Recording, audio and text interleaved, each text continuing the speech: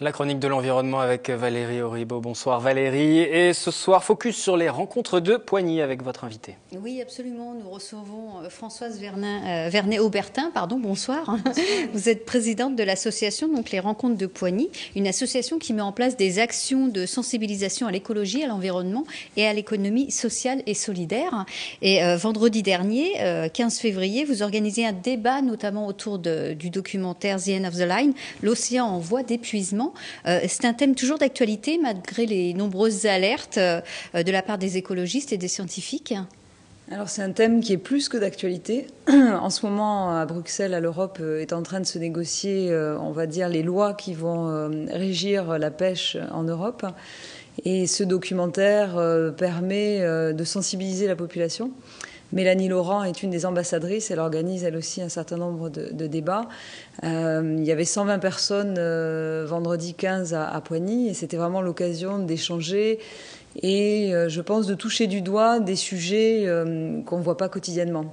Un des intervenants du film disait si dans un restaurant au menu il y avait de l'orang-outan, on plastiquerait le restaurant. Aujourd'hui il y a du thon, on fait rien parce qu'on ne sait pas en fait. C'est une méconnaissance de la raréfaction de cette espèce aujourd'hui dans les océans partout dans le monde. Alors ce qu'il y a dans nos assiettes intéresse particulièrement l'association puisque en novembre dernier vous aviez déjà fait un sujet en corrélation avec le jeûne et la santé. Exactement. On a reçu 2 personnes, Sylvie Gillement et Thierry de Lestrade, qui sont 2 réalisateurs qui avaient fait pour Arte un excellent documentaire qui s'appelle Le jeûne thérapeutique.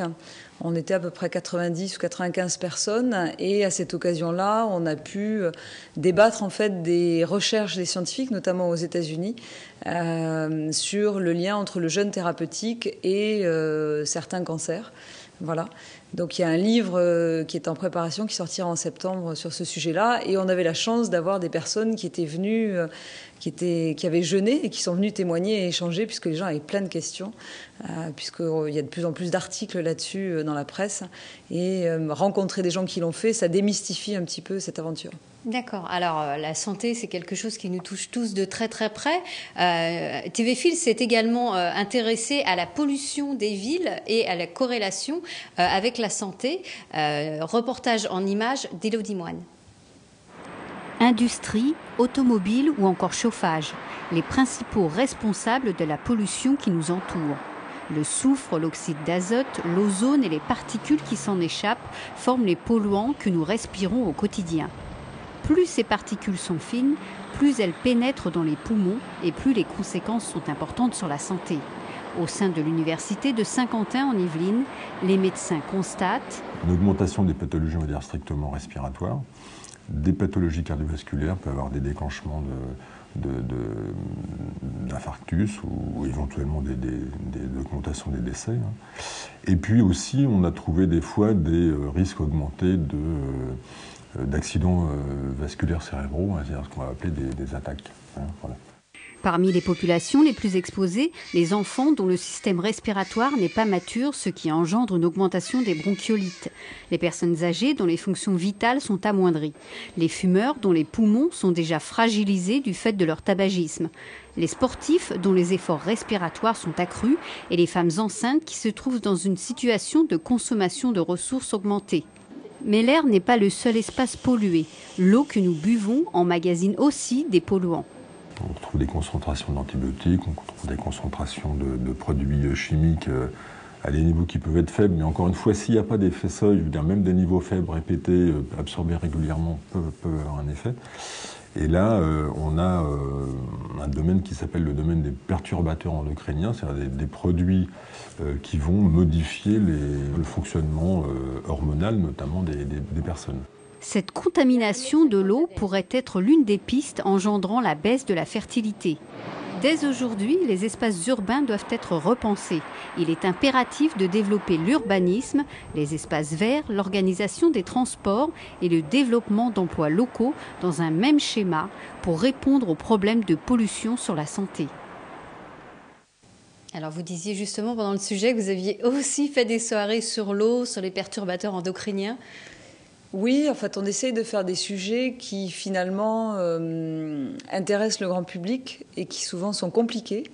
Et vraiment, l'ambition de ces rencontres qui sont des lieux conviviaux, puisque l'idée, c'est pas de dénoncer tous les problèmes de la planète et de repartir plus chargé qu'on est arrivé, c'est d'arriver à démystifier et à rencontrer des personnes qui simplement peuvent expliquer. Voilà, donc c'est vraiment l'objectif. Et donc sur l'eau, on avait fait un sujet sur la qualité de l'eau, puisqu'on se pose tous la question quand on ouvre notre robinet de la qualité de l'eau au robinet. Et la question des solutions aussi, parce que vous rassurez pas seulement, vous inquiétez aussi parfois avec certains problèmes qu'on ne soupçonne pas. Ce sont des réalités, mais ça crée aussi des inquiétudes. Est-ce qu'il y a des solutions qu'on peut y apporter? Oui. Des comportements à changer? Oui, voilà, l'idée c'est des comportements. On distribue souvent des informations, par exemple sur la pêche durable. Il y a aujourd'hui des documents édités notamment par des associations environnementales, en fait, sur les différentes espèces, celles qui sont à privilégier, tout simplement pour que l'océan et les réserves halieutiques se régénèrent. Donc évitons de consommer certains poissons et consommons certains autres poissons qui ne sont pas gênants. Donc l'idée c'est vraiment d'arriver avec des solutions, parce que je trouve que les problèmes, on en a suffisamment au quotidien. Voilà. Alors justement, Wilfried parlait d'inquiétude, mais est-ce que les gens ne sont pas justement de plus en plus friands de vérité et d'informations en ce qui les concerne ? Je pense que les gens sont de plus en plus responsables, en fait. On les met face à leur responsabilité. La santé, qui est un des sujets que vous avez traité là, avec les perturbateurs endocriniens. Je pense que l'idée, c'est de responsabiliser les gens. C'est pas « je suis malade, tiens, je vais voir le docteur » sans me poser la question de savoir exactement ce qui se passe. Donc les gens sont plus curieux. Moi, je vois dans le profil des personnes qui viennent, c'est hommes, femmes, jeunes, âgés, des enfants. Voilà, il n'y a pas de clivage.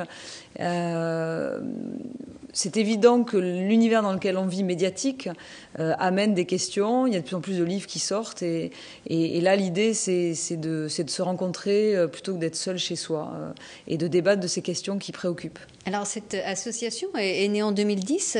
Comment est née cette association ? En fait, l'association, elle est née au départ puisqu'on a souhaité passer une partie de la cantine du village en bio. Voilà, et j'ai proposé d'organiser une soirée avec un film qui s'appelle « Nos enfants nous accuseront », donc en septembre, pour que les parents viennent débattre avec nous. Et puis, voilà, face à l'engouement, moi j'avais très envie, parce que j'avais déjà, dans ma vie professionnelle, organiser des rencontres, me dire à l'échelle d'un village, finalement, on est 900 habitants. Si on organise des rencontres, on peut se retrouver. Et on a passé de, 30, 40 à aujourd'hui 100, 150. L'année dernière, on était 200 en janvier sur des questions autour de la démocratie. Voilà, donc c'est ça qui nous a animés en fait dans l'organisation de ces soirées. Oui, parce que justement, ces soirées sont organisées généralement autour d'un documentaire et après, les visiteurs viennent débattre avec les scientifiques, les chercheurs. Exactement, donc le clou, c'est le documentaire, en général à 52 minutes, ce qui permet à chacun d'avoir un minimum d'informations partagées. Sinon, on arrive et des fois, on ne sait pas trop ce que ça veut dire. Par exemple, la viticulture en biodynamie au mois d'octobre, si on n'est pas allé se renseigner avant, c'est peut-être un peu difficile. Donc, il y a un documentaire et derrière, en général, je fais intervenir soit les réalisateurs, soit des experts, soit des acteurs locaux, parce que je trouve que sur le territoire, on a plein de richesses. Et donc, j'avais organisé un débat sur les abeilles, par exemple, et j'en refais un là au mois de juin. Et du côté de Gif, du côté d'Orsay, il y a des scientifiques, il y a des apiculteurs. Même à Saint-Léger, il y a une association qui s'appelle les apiculteurs, api H-A-2-P-Y. Et donc voilà, l'idée, c'est aussi de faire intervenir des gens localement. Je trouve que c'est une opportunité de se rencontrer. On ne sait souvent pas ce que fait son voisin. Et là, c'est l'occasion de se rencontrer sur d'autres lieux.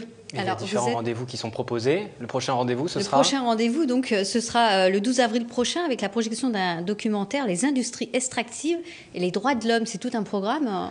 Voilà, là, on va partir au Nigeria et on va aller voir comment le pétrole est extrait et surtout les droits de l'homme dans tout ça. Voilà. Donc, on aura l'ancien président d'Amnesty International France qui s'appelle Francis Perrin qui sera présent. Donc, un débat à nouveau passionnant. Très bien, donc ce sera pour le 12 avril, donc à Poigny. Exactement, voilà, toujours pareil, la salle du Marais, route de Rambouillet. Voilà.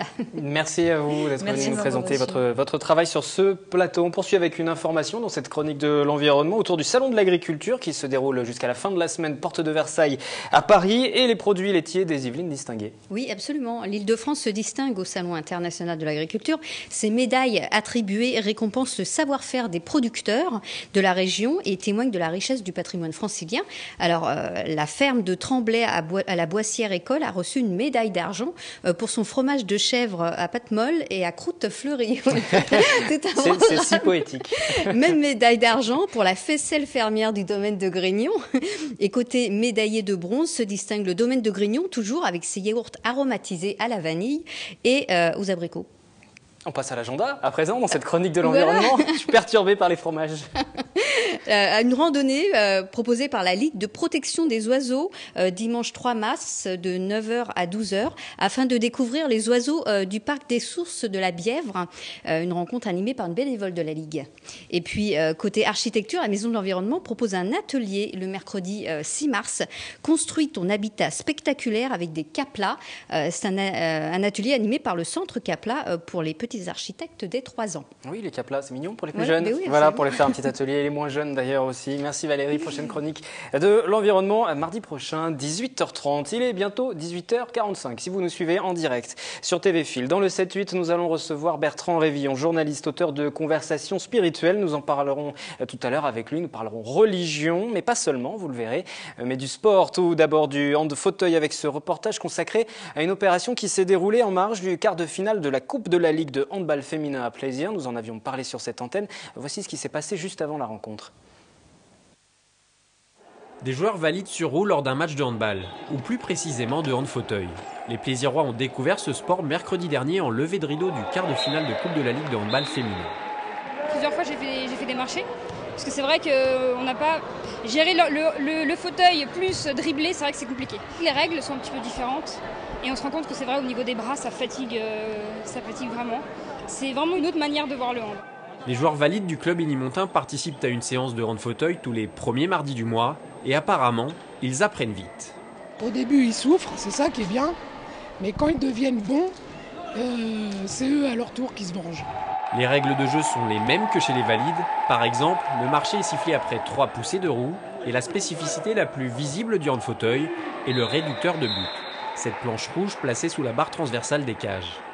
Il faut avoir la balle, dribbler, manier le fauteuil, éviter l'adversaire, avoir une bonne vision de jeu. C'est ça qui est dur, il faut tout ça à la fois. Pour l'instant, cette discipline souffre d'un énorme manque de reconnaissance. Il n'y a que 2 équipes en Ile-de-France, dont Montigny-le-Bretonneux.